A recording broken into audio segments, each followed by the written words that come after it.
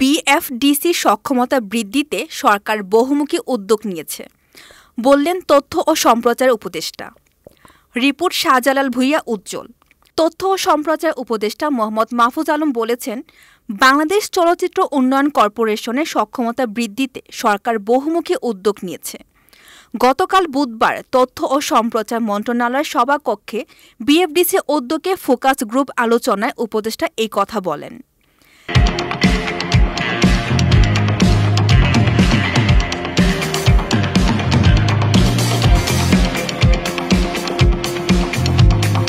দেশে চলচ্চিত্রের বৃহৎ বাজারের কথা উল্লেখ করে তিনি বলেন, চলচ্চিত্র শিল্পের এই সম্ভাবনাকে কাজে লাগাতে হবে।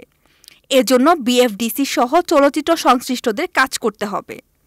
তিনি বলেন, বিএফডিসি অবকাঠামোগত উন্নয়নের পাশাপাশি কর্মকর্তা-কর্মচারীদের দক্ষতা উন্নয়নেও কাজ করতে হবে। এই বিষয়ে সরকারের পক্ষ থেকে সার্বিক সহযোগিতা প্রদান করা হবে।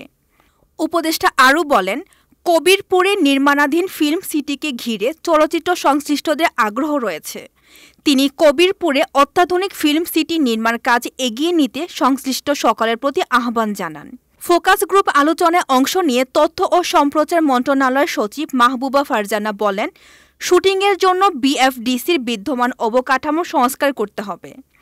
কবিরপুরে নির্মাণাধীন ফিল্ম সিটির সৌন্দর্য বৃদ্ধিতে তিনি কাজ করার উপর গুরুত্বারোপ করেন। সভায় বিএফডিসির ব্যবস্থাপনা পরিচালক মাসুমা রহমান তানি বলেন, বিভিন্ন সীমাবদ্ধতার মধ্য দিয়ে বিএফডিসি কাজ করছে। বিএফডিসির সংস্কার কার্যক্রম এগিয়ে নিতে তিনি সরকারের সহযোগিতা কামনা করেন। ফোকাস গ্রুপ আলোচনার চলচ্চিত্র পরিচালক, প্রযোজক, চিত্রগ্রাহক সহ চলচ্চিত্র সংশ্লিষ্ট ব্যক্তিবর্গ উপস্থিত ছিলেন। এতক্ষণ আপনাদের সাথে ছিলাম রেহানা সুলতানা প্রীতি। পরবর্তী নিউজ আপডেট পেতে চোখ রাখুন news24bd.net এর ফেসবুক পেজ এবং ইউটিউব চ্যানেলে। ধন্যবাদ।